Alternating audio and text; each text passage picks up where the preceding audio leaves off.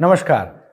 संधि विषयक पाठ्यक्रम के पंचम सप्ताह के पंचविंशति या पंचविंशत व्याख्यान में आपका स्वागत है। अर्थात आज लेक्चर नंबर 25 का विषय है।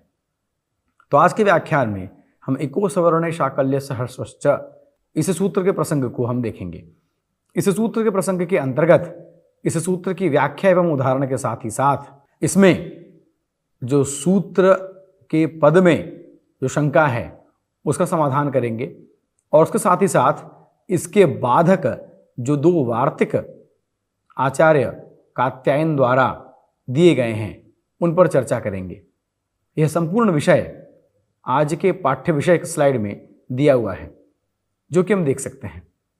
तो आज के विषय का प्रारंभ करते हुए जो सूत्र है इको सवर्णे शाकल्यस्य ह्रस्वश्च, इसको लेकर के आगे बढ़ते हैं। इको सवर्णे शाकल्य सहस्रश्च, यहाँ पर शाकल्यस्य यह नाम आ रहा है जिससे हमें स्पष्ट हो जाता है कि यह मत शाकल्याचार्य का है। तो आगे बढ़ने से पहले इस विषय को हम जानते हैं।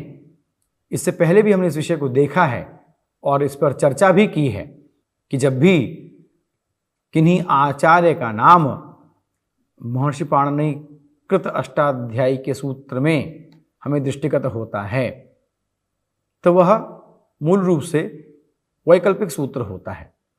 अर्थात आचार्य पाणिनि के मत में वह सूत्र संभवतः नहीं है, किंतु उन्होंने पूर्वाचार्यों के मत का सम्मान करते हुए उनके विषय को भी अष्टाध्यायी में लिखा है, उनके प्रति अपनी कृतज्ञता समर्पित करते हुए।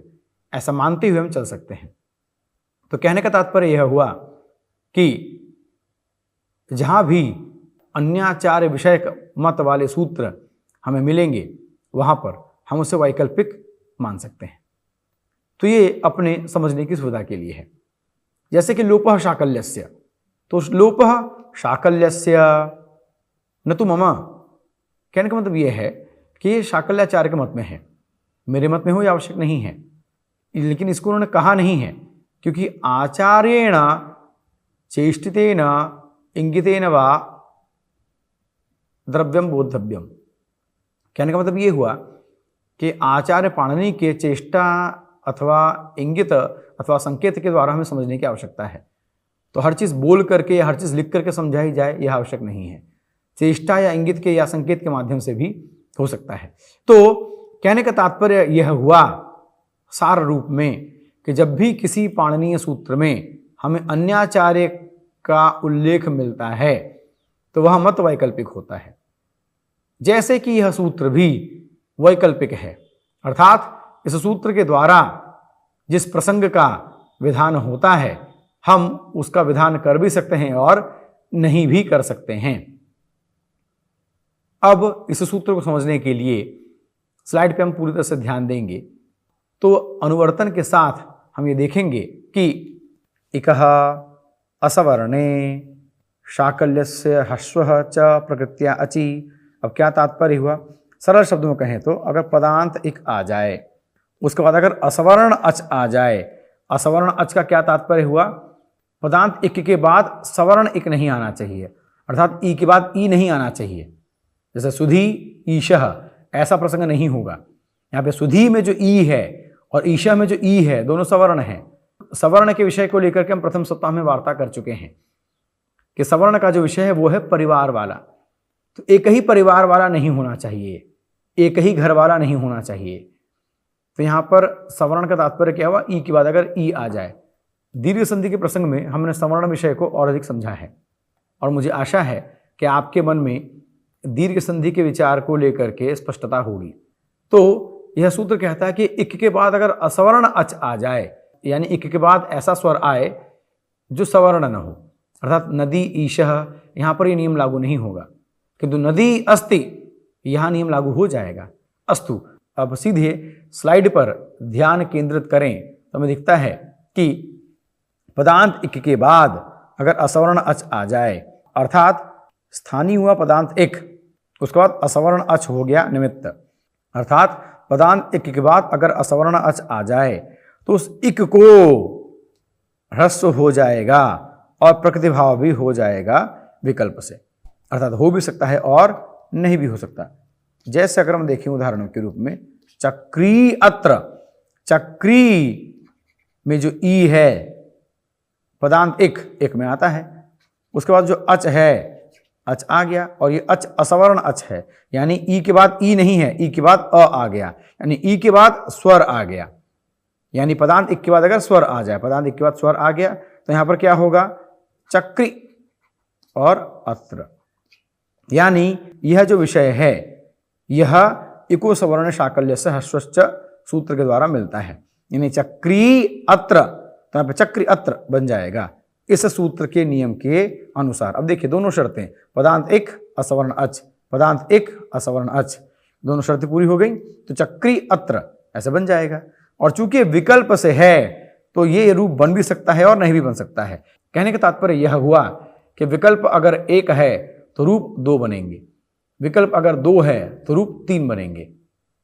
ये विषय तो हम आगे और अधिक स्पष्ट रूप से देखेंगे, परंतु अभी के लिए चूंकि विकल्प है इसलिए दोनों में से कोई भी रूप बन सकता है, अर्थात दो रूप बन जाएंगे। जैसा कि हम साधनिका के द्वारा, जैसा कि हम उदाहरण को अगर स्पष्ट रूप से देखें तो हम पाएंगे कि चक्री अत्र, अब देखिए पदांत एक आ गया, पदांत एक आ गया, इसके बाद अत्र असवर्ण अच आ गया, असवर्ण अच आ गया, तो दोनों शर्तें पूरी हो गई। तो इको सवर्ण शाकल्य सहस्व सूत्र के द्वारा चक्री अत्र, तो पदांत इक को ह्रस्व आदेश हो जाएगा तो चक्री अत्र बन जाएगा। और चूंकि यह आदेश हो गया तो, और यह आदेश के साथ प्रकृतिभाव हो गया, तो प्रकृतिभाव होने के कारण पृथक प्रक्रिया नित्यम के द्वारा प्रकृतिभाव हो जाएगा, तो हो गया, तो चक्री अत्र यह बन गया, तो चक्री अत्र सिद्ध हो गया। लेकिन चूंकि यह सूत्र ही विकल्प से है, चूंकि यह सूत्र ही विकल्प से है, तो विकल्प से होने के कारण जब प्रकृतिभाव नहीं होगा तो चक्री अत्र यहां पर यण संधि के द्वारा चक्रत्य, तो यहां यण संधि के द्वारा चक्रत्य रूप बन जाएगा। इसी प्रकार से आगे भी इस तरह के उदाहरण हमको दिख सकते हैं। कहने का तात्पर्य हुआ कि जैसे सखी अत्र, तो सखी पदांत एक है, सखी पदांत एक है, इसका अत्र या अस्ति अच आ गया, यानी इक के बाद अगर अच आ जाए तो क्या होगा, ह्रस्व आदेश हो जाएगा और प्रकृतिभाव हो जाएगा। तो ह्रस्व आदेश हो गया सखी अत्र और प्रकृतिभाव हो गया, अर्थात जैसा था वैसा ही रह गया, तो सखी अत्र। फिर इसका और जहां पर यह नियम लागू नहीं होगा वहां सख्यत्र, सखी अस्ति तो सखी अस्ति, सख्यस्ति। तो इसी प्रकार से अगर आप स्लाइड में देखें तो नदी अत्र, तो नदी अत्र या नद्यत्र दोनों बन जाएंगे, क्योंकि विकल्प हमको पूर्व में ही प्राप्त हो जाता है। इस प्रकार से नदी अस्ति तो नदी अस्ति या नद्यस्ति बन जाएगा। इसी के साथ नारी अहम, तो नारी अहम या नारी अहम यह बन जाएगा। नारी अस्ति तो नारी अस्ति या नार्यस्ति यह बन जाएगा।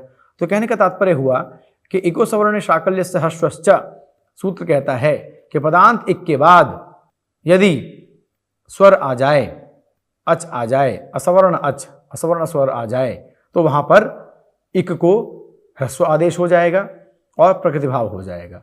यानी यहां पर दो उपलब्धियां होती हैं, एक तो ह्रस्व होना, दूसरा प्रकृतिभाव होना। जैसा कि अभ्यास की तालिका के माध्यम से, अभ्यास के स्लाइड के माध्यम से आप इस विषय को और अधिक स्पष्ट रूप से समझ सकते हैं। इसी के साथ अब कुछ विषय आते हैं सूत्र में, जिस पर चर्चा करने की आवश्यकता प्रतीत होती है। चक्री अत्र, यहां प्रकृतिभाव क्यों कर दिया गया, यह संधि क्यों नहीं? तो उसके दो समाधान हैं, जिसमें एक पूर्व के स्लाइड में ही दिया हुआ है और एक समाधान यहां पर लिखा हुआ है। प्रथम समाधान ये हुआ कि प्रकृति संज्ञा हो गई, और जब भी प्रकृति संज्ञा होगी वहां पर प्रकृतिभाव हो जाएगा, और जब भी प्रत्यय अच नित्यम यह सूत्र आएगा तो नित्यम परिभाषा से नित्य ही प्रकृतिभाव होगा, अर्थात संधि नहीं ही होगी। अच्छा, इसके बाद भी अगर कोई संशय का प्रसंग बाकी रह जाता है तो यहाँ पर विषय देखने का यह है कि मान लीजिए यहाँ प्रकृतिभाव नहीं भी अगर होता, जैसे मान लीजिए इको सवर्णे शाकल्य सहस्वश्च, यह सूत्र केवल यह कह देता कि पदांत एक के बाद अगर स्वर आ जाए तो ह्रस्व हो जाएगा। जैसे चक्री अत्र, तो चक्री अत्र हो जाएगा। तो यहां पर हम क्या करें, तो यहां पर हम पुनः संधि कर देते हैं, यण संधि कर देते हैं। तो कर सकते हैं क्या, तो इसका द्वितीय समाधान, एक तो प्रकृति भाव हो जाने के कारण संधि नहीं हुई, और द्वितीय समाधान जो हम स्लाइड में देख सकते हैं वह है ह्रस्वधि सामर्थ्यान न संधि।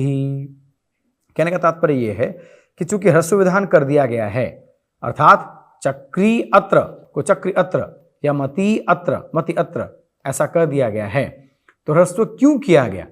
यदि यहां पर यण संधि ही करना था, चक्री अत्र चक्रत्र यही बनाना था, तो ह्रस्व विधि क्यों कही गई? तो जैसा कि हमने पहले भी कहा है और इससे पूर्व के सप्ताह में भी बात हुई है कि आचार्य के चेष्टा और इंगित से और उदाहरण के माध्यम से हमको स्पष्ट समझने की आवश्यकता है कि आचार्य क्या कहना चाहते हैं।